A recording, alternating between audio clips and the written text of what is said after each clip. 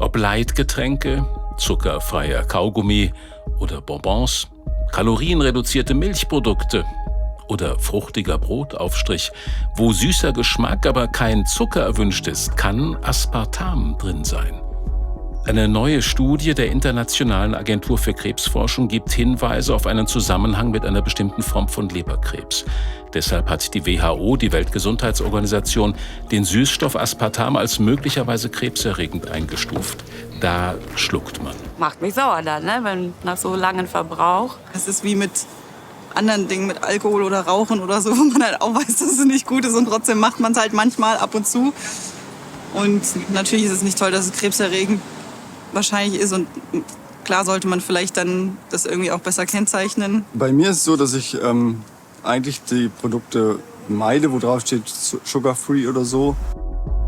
Aspartam ist auch als NutraSweet, Canderel oder einfach als E951 bekannt, denn das geruchlose Pulver ist ein idealer Zuckerersatz. Aspartam ist ca. 200 Mal süßer als Haushaltszucker, schmeckt aber ähnlich. Das heißt, man braucht natürlich eine wesentlich geringere Menge, um die gleiche Süßkraft zu erreichen in den Produkten. Viel verwendet und nun Krebsgefahr, aber zur Panik besteht kein Anlass. Die WHO warnt in Stufen. Die höchste, als nachgewiesen krebserregend gelten klassische Genussgifte wie Tabak und Alkohol.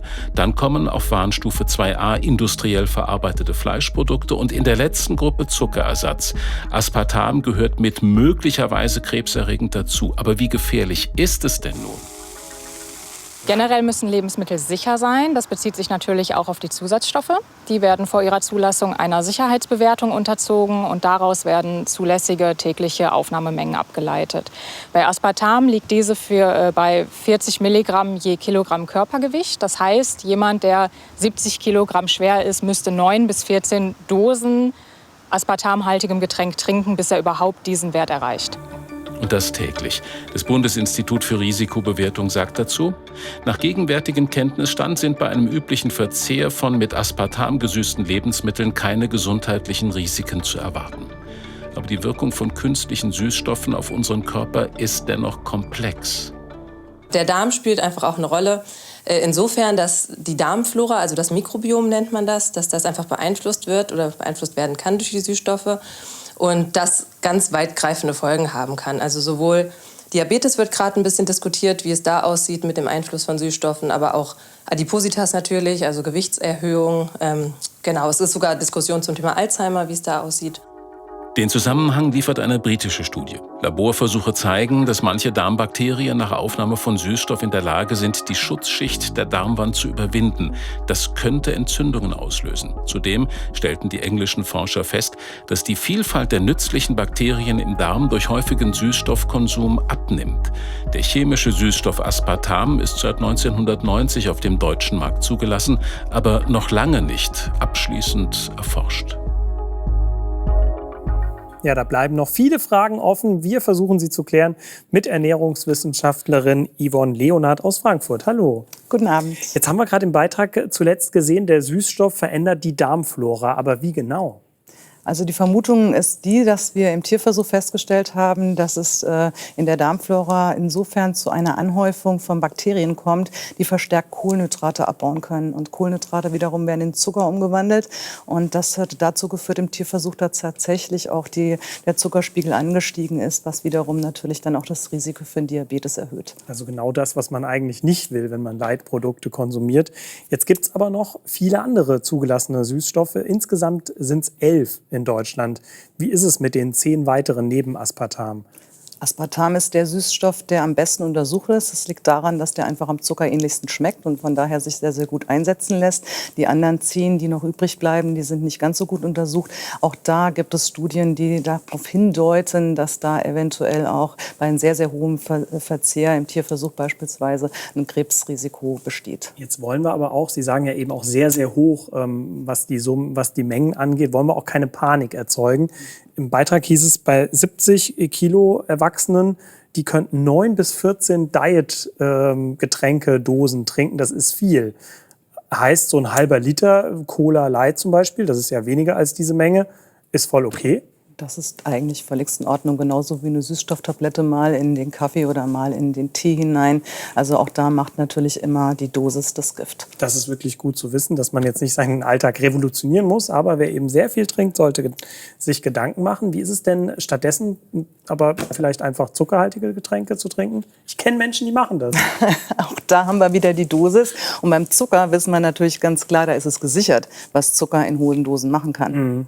Diabetes, Übergewicht, Glukoseintoleranz, also wir haben da Zähne, Karies, das ist gesichert. Also auf keinen Fall die bessere Alternative. Stattdessen sollte man sich abgewöhnen, so an diesen Dauersüß-Geschmack.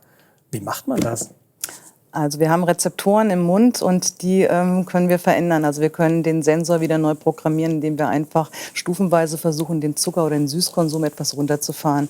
Und ich würde jetzt nicht von 100 auf 0 gehen, sondern ich würde das schrittweise machen. Also beispielsweise dann einfach die Limonade vielleicht ein bisschen strecken mit Mineralwasser oder anstelle von 2 Würfel Zucker im Kaffee oder im Tee vielleicht nur die Hälfte verwenden, um mich stückweise daran zu verwöhnen. Oder mit so Tricks wie Zimt und Vanille. Wie geht das?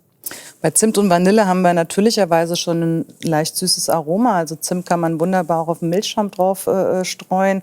Man kann Vanille auch in Süßspeisen verarbeiten, ohne dass man so viel Zucker braucht. Also hier sind wir natürlicherweise schon mit einem leichten Süßaroma ausgestattet, diese Gewürze. Und warum empfehlen Sie, laktosefreie Milch zu nehmen für Menschen, die aber gar nicht laktoseintolerant sind?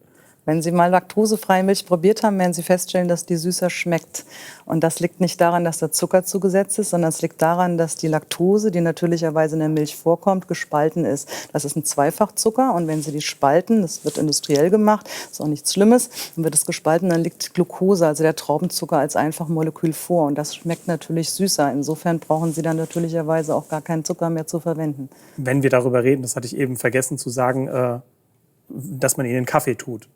Ne? In den Kaffee können Sie den tun, aber Sie können natürlich auch einen laktosefreien Joghurt mal probieren. Also auch da werden Sie merken, dass der natürlicherweise süßer schmeckt als einer, obwohl da kein Zucker zugesetzt ist. Also der Zuckergehalt von einer laktosenfreien Milch ist genau der gleiche wie von einer laktosehaltigen Milch. Oder Räubusch-Tee trinken mit Vanillegeschmack, da wären wir wieder bei der Vanille.